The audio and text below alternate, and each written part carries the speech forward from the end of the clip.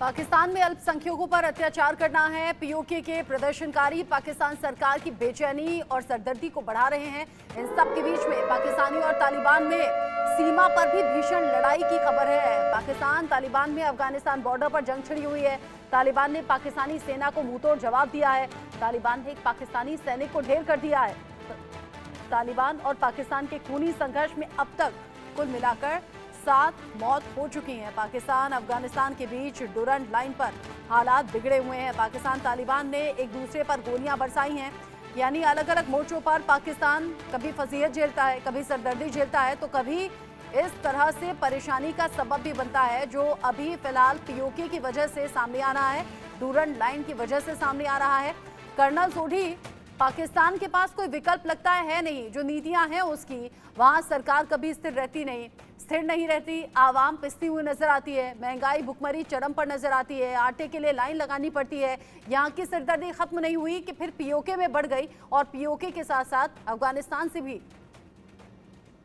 रचना जी, 11 सितंबर 2011 को अमेरिका की secretary of state Hillary Clinton ने पाकिस्तान के दौरे में कहा था कि जो लोग अपने घर के पीछे सांप पालते हैं, उन्हें याद रखना चाहिए यही सांप उन्हें एक दिन डसेंगे। यही चीज पाकिस्तान में हो रही है। जो उसने आतंकवादी पाले थे भारत में नुकसान करने के लिए, आज यही आतंकवादी पाकिस्तान में आतंक मचा रहे हैं।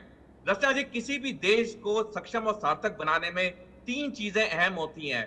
पहले आर्थिक शक्ति, फिर सैनिक शक्ति और फिर परमाणु हथियार। और जब तक आर्थिक शक्ति नहीं होती, कोई भी देश को सैनिक शक्ति या परमाणु हथियार नहीं बनाने चाहिए। पाकिस्तान ने इसका विपरीत किया। उसने पहले परमाणु हथियार बनाए, और जो 1965 में पाकिस्तान के विदेश मंत्री जुल्फिकर अली भुट्टो ने कहा था कि पाकिस्तान घास खा लेगा लेकिन परमाणु हथियार बनाएगा, वो कई साल बाद बिल्कुल वो कथन सच हुआ। आज पाकिस्तान घास खाने की उसमें स्टेट में है, क्योंकि उसने सिर्फ और सिर्फ अपनी पूरी शक्ति पहले परमाणु हथियार में बनाने में लगाई। जबकि अच्छे देश जैसे भारत, अमेरिका, रूस, इन्होंने पहले आर्थिक शक्ति पे तवज्जो दिया, फिर सैनिक शक्ति पे, और फिर बाद में जाके परमाणु हथियार।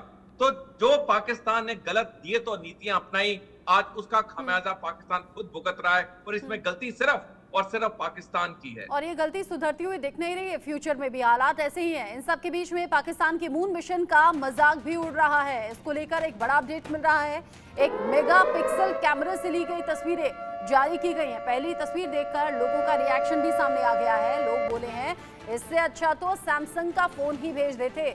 चीन की मदद से पाकिस्तान ने चंद्रयान भेजा है, क्योंकि अकेले तो इतनी हैसियत पाकिस्तान की है नहीं, लेकिन भारत के चंद्रयान की सफलता को देखते हुए पाकिस्तान ने भी होड़ लगाई, और चीन की मदद से पाकिस्तान ने चंद्रयान भेजा। लेकिन यहाँ भी लोगों ने मजाक मखौल उड़ाना शुरू कर दिया। मेगापिक्सल कैमरे से ली गई तस्वीरें जारी की गई हैं, जो तस्वीर आप टीवी स्क्रीन पर देख रहे हैं।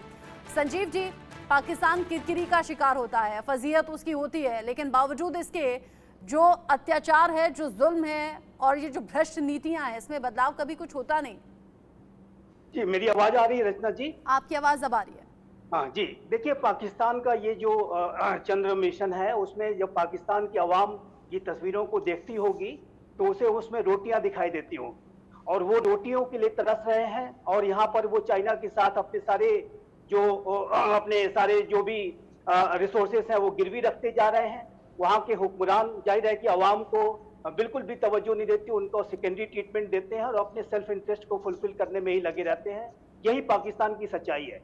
और पाकिस्तान ने डे 1 से जो आतंकवाद को अपने इंस्ट्रूमेंट ऑफ स्टेट पॉलिसी के तौर पर और आतंकियों को स्ट्रेटेजिक असेट के रूप में इस्तेमाल करने की जो नीति बना रखी है, उसकी वजह से भी आज पाकिस्तान इतनी गर्त में गया है।